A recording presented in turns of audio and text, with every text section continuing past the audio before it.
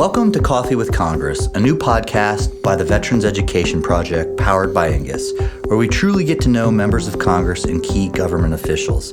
Every episode, we ask questions that have absolutely nothing to do with politics, policy, or legislation. Yeah, nothing to do with their actual jobs. So instead, we focus on getting to know the real person behind the office. On this episode, we got to hang out with Congressman Riggleman from Virginia's 5th District. He served in the Air Force and then served us some of his wife's whiskey. Listen in now as we speak with him in his D.C. office. Halfway through or beginning? No, we should definitely open up. I think opening up with you got Scott, you got bourbon. I got bourbon. I think All right, so we are about to have, I think, the best podcast that we've done so far. We are here in the Congressman's office, and we are about to sample some pretty amazing bourbon. Yes. And actually, talk to me. What you got here for us? So our distillery is called Silverback. My wife is the master distillery and this CEO. This is yours. Yes. Wow. Yes. This is So amazing. So she actually has the first ever woman branded bourbon, which sort of like Jack Daniels. You see this, Jim Beam, things like that. It's Christine Riggleman Reserve. There was 179 bottles. This is bottle 150 of that. This is 112 proof. Okay. So it's barrel strength. Wonderful. So this just won Best Bourbon in New Orleans under 4 years old for cash strength, under 4 years, and silver overall. Wow. So that was to be under 4 years old and to win those type of prestigious awards is huge. That's amazing. My wife, yes, thank you. She has liquor running through her veins. She's Scottish and Irish, not stereotyping. I'm in good company then. So this right here. So now our distillery is called Silverback. So if you look at our bourbons and our whiskeys are called Blackback, which are the young gorillas that surround the Silverback. Okay. Our award-winning gin, which was top 10 in the world at the San Francisco World Spirits Competition in 2015, is called Strange Monkey because Silverback is the name of our distillery. I love it. And we actually have the national trademark for Everyone Needs a Little Strange. All right. So this is... Everybody needs a little strange. Okay, so now here's the question right off the bat. Okay. Oh, it's just... Yeah, that's nice. Did you hear the pour on there? Yeah, my goodness. For sure. So Steve's going to kind of transition to some questions, but right off the bat, okay, you are in the jungle and you come across a silverback gorilla. Oh yeah.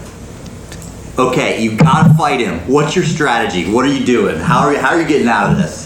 With a silverback, I think with that gorilla, I think you pretend to be female first. Cheers, John. Oh, cheers. Yeah. Sorry about it. Cheers. Those are not with us. Now, you're not going to believe this is 112 proof. It's going to finish very, very sweet. Oh my gosh. That's amazing. That is amazing. This is great. Is that incredible? This is great. Well, Steve, That's I know you've got some interesting questions. Coffee with Congress just turned into bourbon with Congress. I love it. Yes.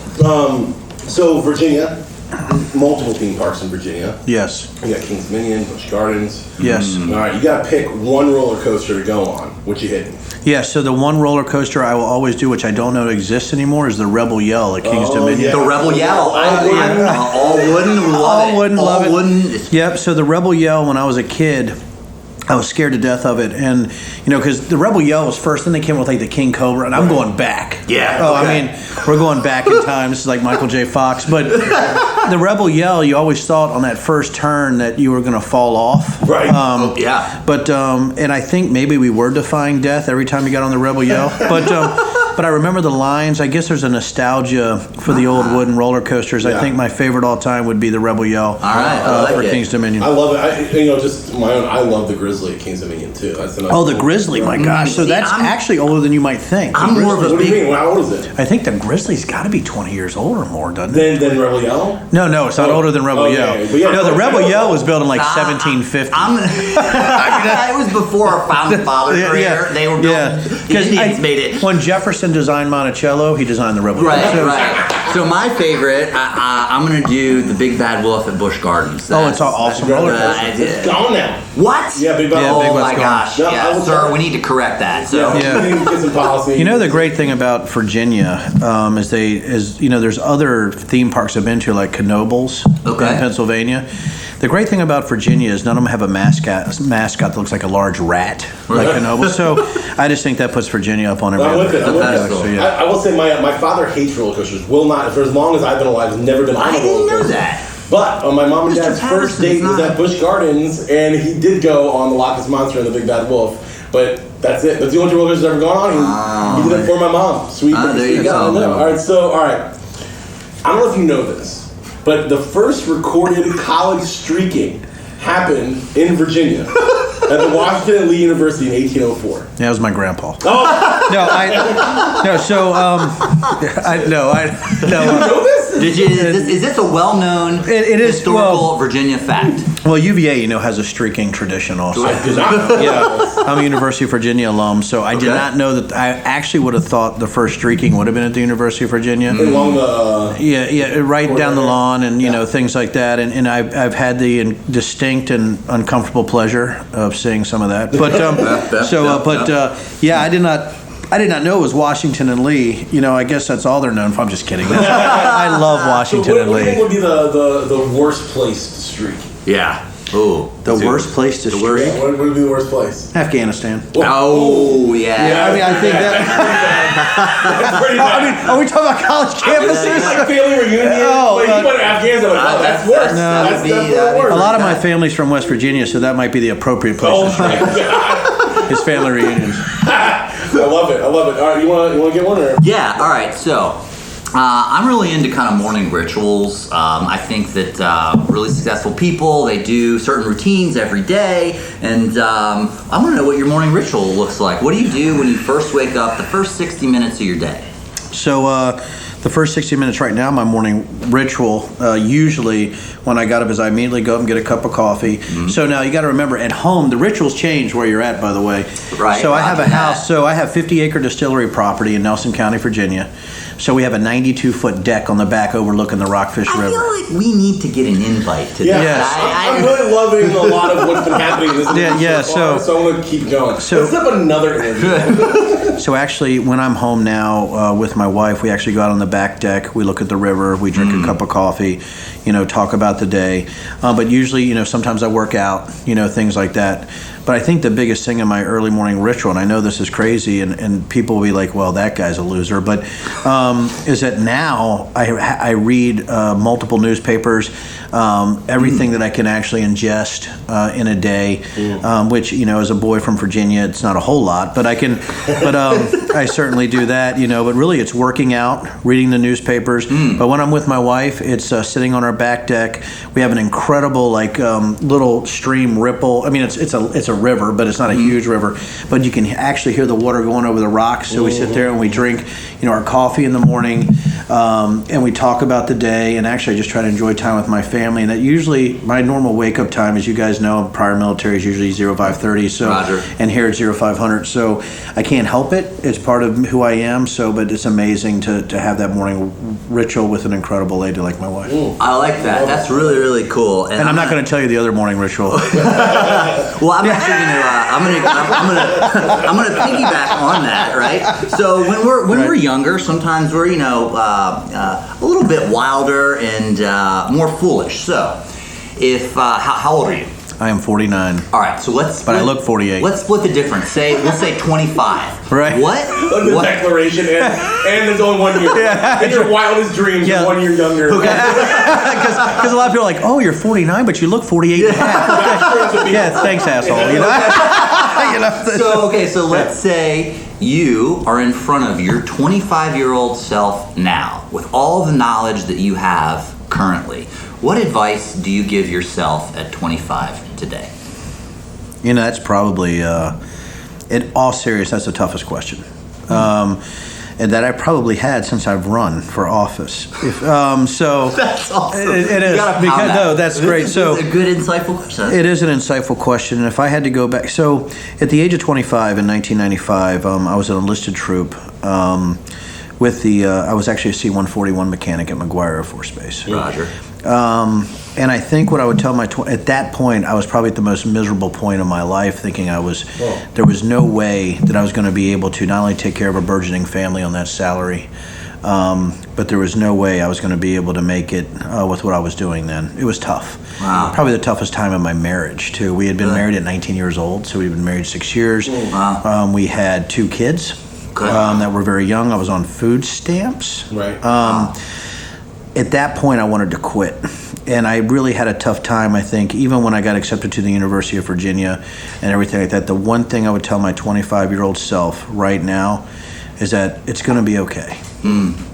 Because at that point, I didn't think it was going to be. Wow. I think the second thing that I would tell my 25-year-old self, to the misery of my 25-year-old self, is that service is in your DNA, brother, and you're not going to be able to run away from it. I really, that's super powerful, man. And at that point, I didn't think I hated the military. I thought it was, and I think that's a young thing. Even though I got through basic, I was an honor graduate, I thought I was a stud. What I figured out is that, you're part of a team, but also, guess what? Life is actually hard. You got to go to work. Yeah. And when you sign up to serve, you are serving. It's not to be a hero. It's not to do any of that. And I think that's the thing that I realized, is that service isn't about being a hero. It's like, when you do this, that sacrifice is usually anonymous. And if service is in your DNA, I don't know how you get away from that. And I think the people we need to celebrate the most are those who don't trumpet themselves, but do that anonymous service in a way that's the best for America and not best for their own gain. And I think if service is in your DNA, it's going to be okay. Because one day, regardless, I think you're going to be, maybe it's God at the pearly gates or your own family, but you're going to be recognized for what you are, regardless if you try to get out front of it. And I think that's what I would tell my 25-year-old self. That's amazing. Yeah. That's a really, really insightful answer. Steve, you got something next? Yeah. Just as powerful. Just as powerful as that. Probably are you going to ask? Are you going to ask? Go with absolutely not. Probably. What's your favorite brief? Do you like Hanes or Fruit of the Loom or some kind of? Or do you like? Or do you like a designer brand? I don't even know what the designer brands are. Is there Calvin Klein underwear? Ooh, I don't know. I mean, is there? I don't think is there breathable mesh underwear? Right here. So, all right, 70% of the entire internet runs through Northern Virginia. I don't know if you know that. Maybe you do. So well, also Northern Virginia, I don't know if you guys know this, is the #1 receiver of government funds through defense contracting, about $55 to $60 billion. Yeah. So, all right, so what website would the world be better off without? And then what website do you think is something that everyone should start going to? Maybe they don't. It's an underappreciated website. This is an unfair question. Oh my gosh! Yeah. Oh, there's so many. You're gonna make me parse? Yeah. Jeez, the one BuzzFeed that everybody should never go to again. Yeah. BuzzFeed. BuzzFeed. So let's BuzzFeed, the most worthless, ridiculous piece of junk news thing I've ever seen. That's where digital dreams go to die. This podcast has been brought to you by our sponsor, BuzzFeed. Should we strike that? No, we're done. Because you know what? I'm sorry, BuzzFeed. Please don't sue us. And anything related to BuzzFeed. What's the website that you think more people need to go to? Silverback Distillery. No, I think. No, that's wrong. So the one that. What do you think, Joe? Joe. Sorry, what do you think, Joe? What do you think, Joe? No, what do you think, Joe? No, because this is a tough one, because this one could get me in more trouble. Hold on 1 second, Kyler. Just gonna wait for the beat. Those are the buzzers for session and all that. I know it is. I know we have them on all of our podcasts now. Yeah. All right. Go ahead. Okay, so the one that everybody should go to. Yeah. You guys, this is so wrong. I love it. I don't even want to say the answer. Don't say it. No, I can't. No, because it's funny, but it could be taken out of context. Okay, and then people are like, is he actually joking? What is he talking to? I think if I had to choose one where everybody should go. The director's very uncomfortable. I know. It's very uncomfortable. Relieved. He is.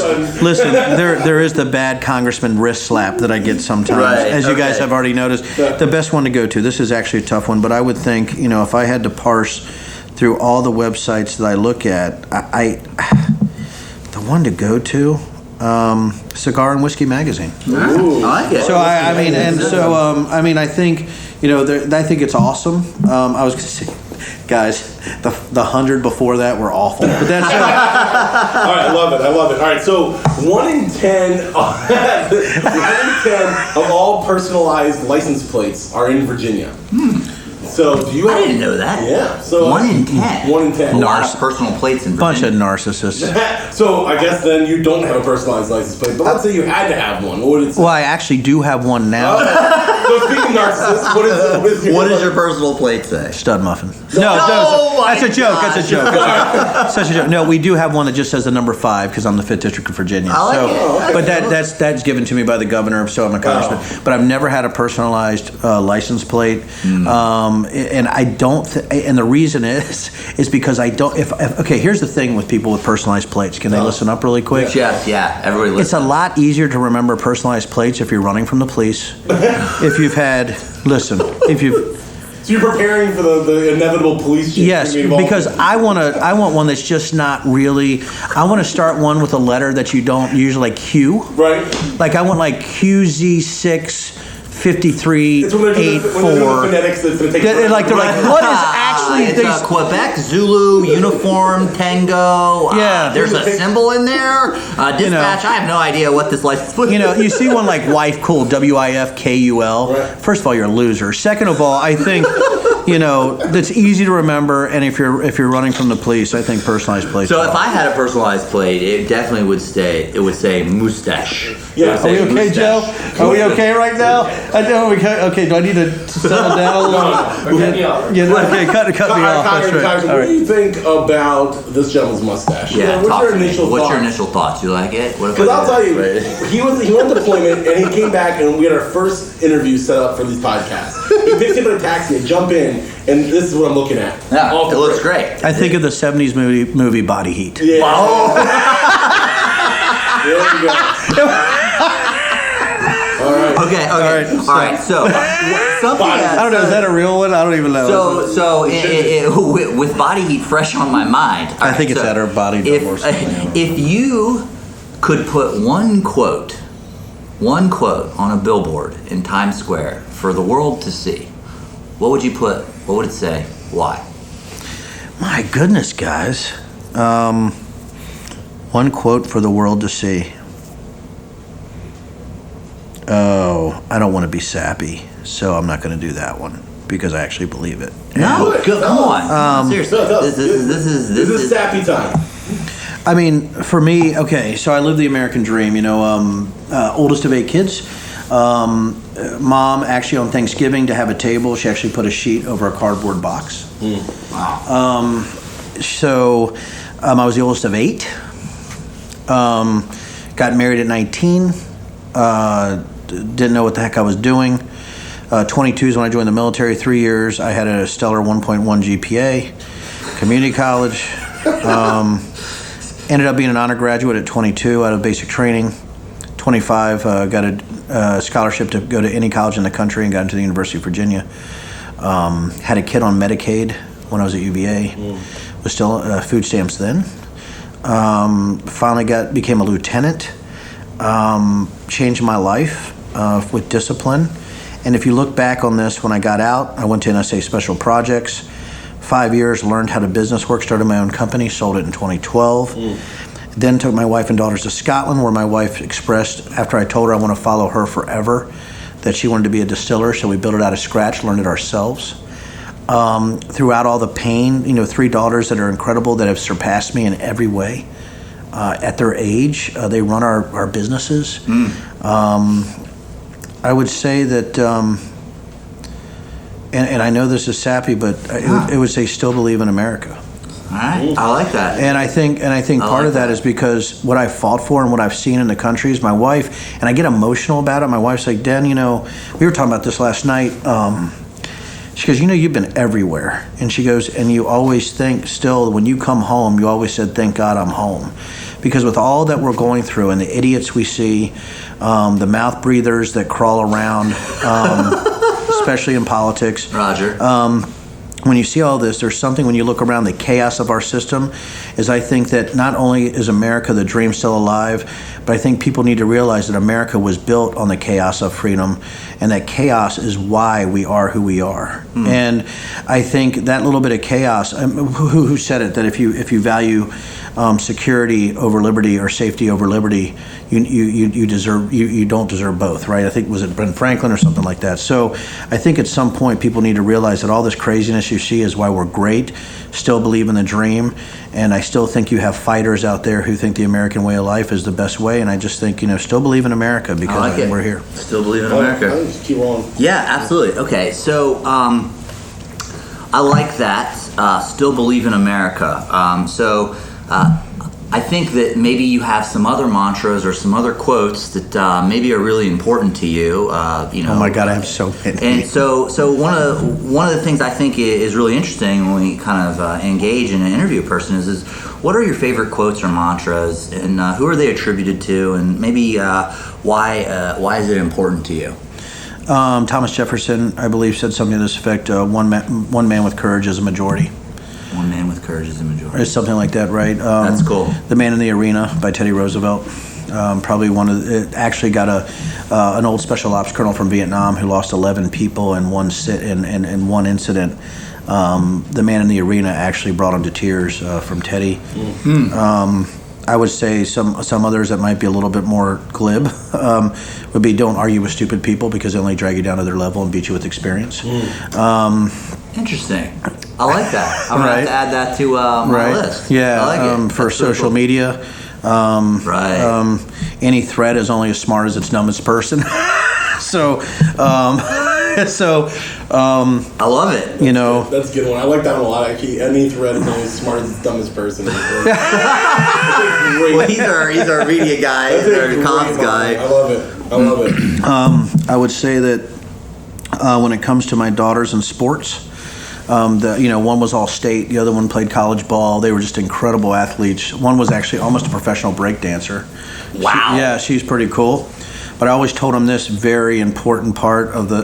Are there any YouTube videos of that? Yes. Okay, we're gonna have to. Yep, she goes by Absolute, ABSALOOT. It's a different spelling though. ABSALOOT. Got it. Her name is Abby, so she's B-Girl Absolute. I love it. Yes. Man, we awesome. we don't mess around the Riggleman family. I love it. I actually took her to her first breakdancing class. She was 11 and afraid. She did jazz and contemporary and ballet. Okay. So I went and took a breakdancing class as a. Wait. You took a break? Yes. No. I learned a 6-step and all that kind of stuff. Show us the top rocket right now. Let's go. I can't. I just had a groin injury. Baseball this morning. So anyway, no. Sure. Actually true. Okay, I think Actually that- true. Is it actually- Oh, I was running down the first baseline because I'm the third, and I'd had an incident last week. You should probably wear the proper equipment like supporters, but Yes. But I was running down the first baseline. I certainly pulled something, and just had to rear up a little bit. But gosh, where were we? We just completely. Okay, all right. Well, I'll get us back on track. So where are we at? So. I mean, you gave us some good quotes. It was about quotes and mantras you lived. Oh, my daughters.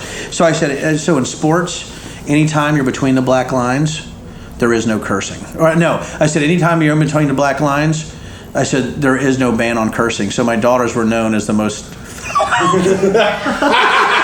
So on the court, they have the worst mouth. No, I also told them to hate and love your enemy equally. Yeah. So, but no, of course I'm That's joking. hilarious. I'm joking. I would never do such a thing as a Right. father. But that was a joke. So, Okay, all right, Steve, All right, you got. so you're Republican. Yep. An elephant is an amazing regal mascot. It is. Very regal. Let's say better than the ass. I'm not here to argue. No. We're not here to argue. No. I would say so. The donkey of it. Joe, are we doing okay? We're doing okay. Joe needs a shot, though. I think we need to get Joe some bourbon. Joe needs some bourbon. Yeah. Okay, so the So elephant. if you've been given an elephant that you cannot get rid of, you can't sell it, you can't kill it, you have to take care of it. What are you gonna do with the elephant? What are you gonna put? Yeah, you got to put this elephant to work, or take, or maybe Or it becomes do a something pet. with it. What do you do with the elephant? What are you What are you doing with the elephant? Well, I have a 50-acre property. Okay. Right, so I would actually create an incredible preserve for the element. I would build. I would try to learn its habitat, what it does, and everything like that. Make sure that it has a very safe place. Where it could hang out. where it could hang out and everything like that. Be friends. I like Then it. I would buy a lion. Oh. No, I'm kidding. No, just to see how it goes. that's a joke. No, That's amazing. that is amazing. Joe, is that okay? That's okay. So no, but I think if we had an elephant. So my daughter went to Cambodia and actually rode elephants and things. So I went to Thailand and I had a chance to go to Elephant Sanctuary. So Yes, I'm a big she's fan of yeah. mascots, right? Yes. So most colleges have mascots. Why don't the Republicans have a mascot, a real live elephant? Why don't they do? Is that a good idea? Is that something that maybe we... I would have to say I think that's the worst idea. That's actually bringing a question. Actually, I think would be interesting. Congressman, if your family had a mascot, what would it be? Ooh, what would your family mascot be? Oh my God! I like that the first thing he always thinks of. He's not going to say it because he has this face of guilt and shame, and then he laughs. But his hand is on his face. He does. And then takes a pause and says the third thing he thought of. Okay. So what's your family mascot? Come on. Mascot. Well, my wife is a Leo, right? Okay. And my daughters are just these incredible, regal human beings. And I want to say the lion, but I think if we had a mascot, I think it would be the wolf. The wolf.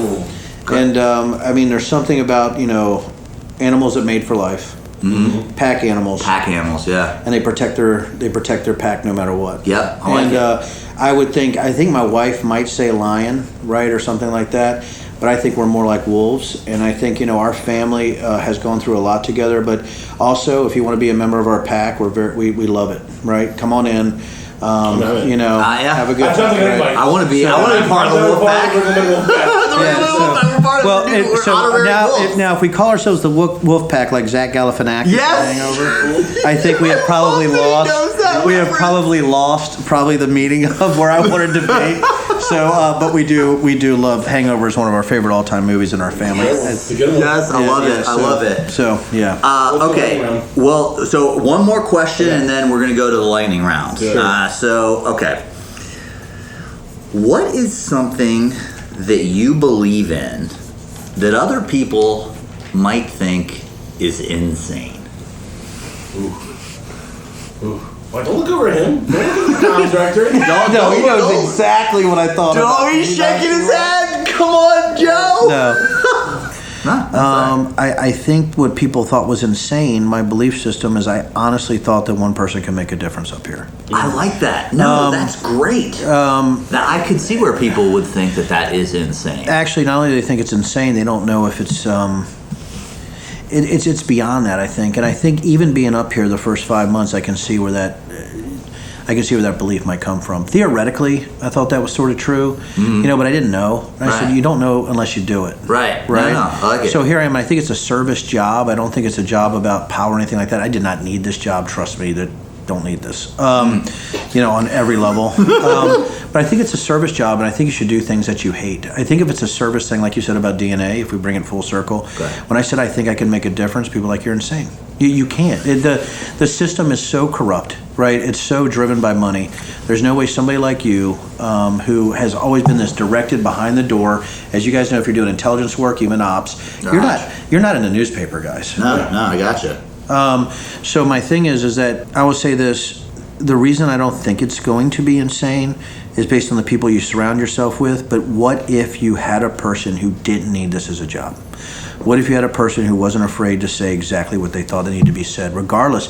Listen, we have there is no gray on your votes, right? It's an up-down vote. It's yes or no, right? Which makes it very difficult. Yeah. But you have to pick the best vote. No matter what you do, somebody's going to say, oh, you're bought and paid for by them, you're bought and paid for by them. But when people look at my votes right now, they're having a really tough time narrowing me down or trying to winnow me into a certain specific subject area. Can't figure you out. They cannot. You got to keep the homies guessing. Somebody on the floor the other day actually said this, and he pulled me, and I'm not going to say it is, and he would know. He pulled me aside, kind of goes, Denver, we just can't figure you out, man. Yes, and, dude. I love it. That I think is what every person who runs for service, and by the way, I think, if you actually embrace the word politician, I think you become one. I think you need to actually embrace the word servant leader or citizen legislator or citizen warrior. I think it's a servant leader because you are coming from the Guard, we like that citizen warrior thing, right? Yes. Yeah, that's a pretty big deal. It's a pretty big deal. So we're going to transition. We're closing out on our time here. Oh, sorry about that. No, it's all good. We're just trying to keep you on schedule so Joe doesn't kick us out. Yes. So we're going to go into the lightning round. So these are just the first thing that comes to your mind. Sure.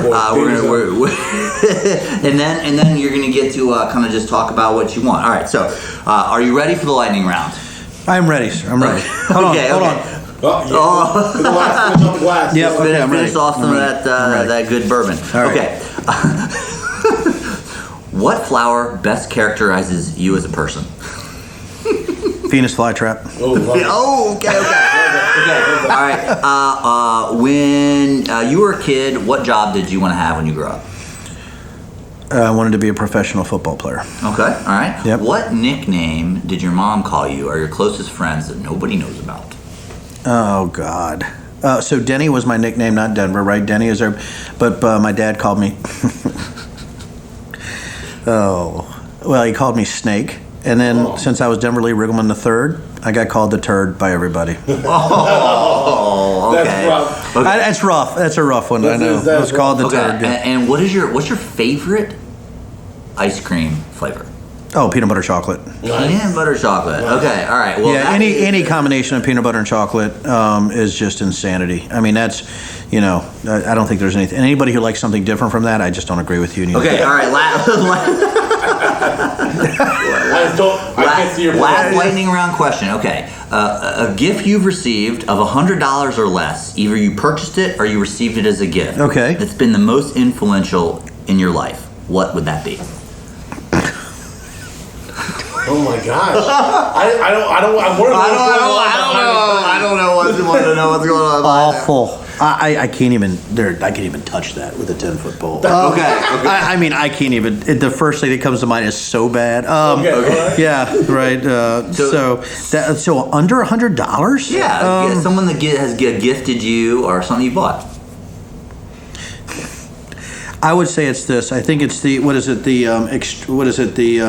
where you can lengthen the back scratcher. The extended back scratcher. I think probably the extended back scratcher. It's a life changer. Might be the most life changing gift under $100 ever. Okay, all right. You made it through.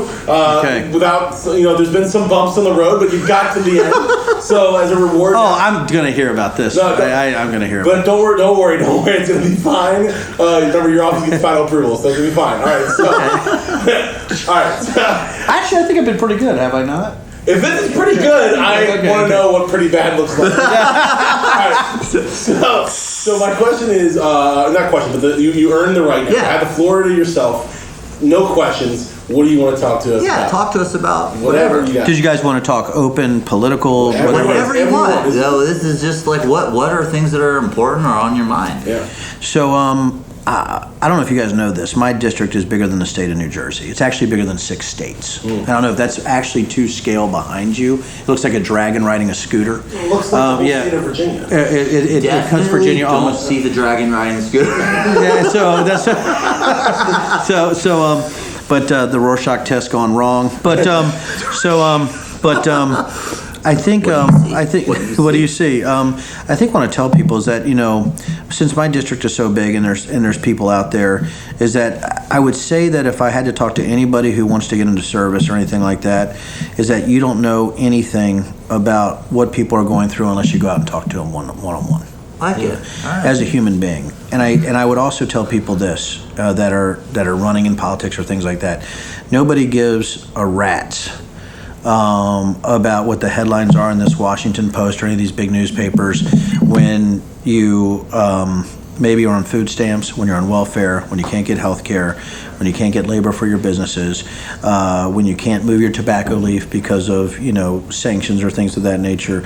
When you have all these issues that are going on, I would say that the thing that I most would tell people and what I most learned is that individuals still matter and people that care still matter. Right. And I think with something that big, I would say that was the thing that I would do, is that if you are thinking about serving and you're afraid, be afraid, but do it anyway. I love it. Well, that's a great way to end our podcast. Yeah, thank you so much for the drinks. You're welcome. Oh, that's amazing. You're welcome. Thanks for listening to Coffee with Congress. Man, that was a wild ride with Congressman Riggleman there. And learning about that he might be a B-boy? What? Subscribe to our podcast anywhere you get your podcast. We are everywhere. Leave us a review. Let us know how we're doing. Remember, the Veterans Education Project is always breaching possibilities.